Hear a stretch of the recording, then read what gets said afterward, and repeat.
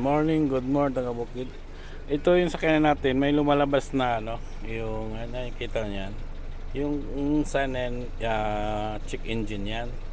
So ngayon, mayroong tinuturo sa akin na pag ganito daw na sitwasyon na lumalabas din sa dashboard nyo, ibig sabihin yan, mayroon niyang sira yung makina nyo or sa sensor. So ang sinasabi niya sa akin, papatayin ko muna yung makina. Ang sasabihin niya sa akin, bubuksan ko daw yung itong hold. Bubuksan ko tong makina. Ito taga Bukid. Buksan natin to. Yan. There we go.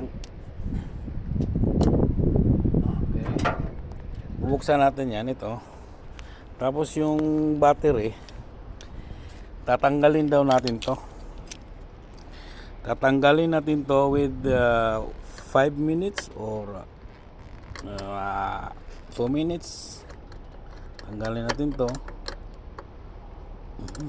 Gas Itong sakyanan na to, itong taga Bukid, Mitsubishi to. Mitsubishi. Tanggalin natin to. Tanggal Okay. Lagi akong may dalang taga Bukid, may dalang ganito. Itong tools na to, open, tsaka tin ng sukat. Lagi akong may dala nito. Kasi minsan may kaproblema na wagkuan lang na to. So tinatanggalan natin taga Bukid So hihintayin natin yan within mga 2 minutes. Hintayin natin yan. Tapos ibalik na natin. So balik na natin taga Bukid.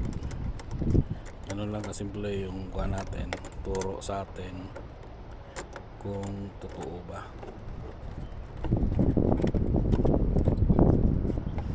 Balik natin.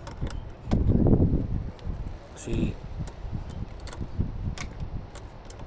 para sa atin taga Bukid, mahirap kasi pag may laging lumalabas sa dashboard natin na ilaw, yung mga umiilaw na bira lang lumalabas.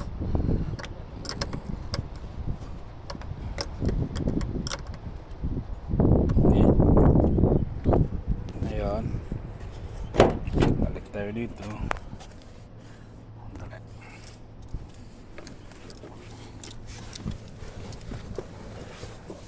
Kasi ito yung sakyanan na to taga Bukid, hindi to andar pag di makapakan yung clutch. Pakan natin yung clutch.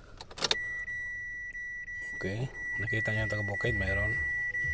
Start ko muna. Yun, kita nyo? Nawala na taga Bukid, di ba? Kita nyo yan, nawala na. So ganun lang taga Bukid, baka minor problem na yan taga Bukid. Yung mga may ilaw na yan, yung sa seatbelt, sa handbrake. Yung kanina pinakita ko sa inyo yung engine check engine, yun taga Bukid na wala na, di ba? Ganun lang taga Bukid na makasimple. Kuha na to yung aircon. Ano lang yun, mga 2 minutes lang yata yung tinanggal ko taga Bukid. Puro kinakat ko lang yung video taga Bukid. O dito na taga Bukid, larga bula na, wala nang intro.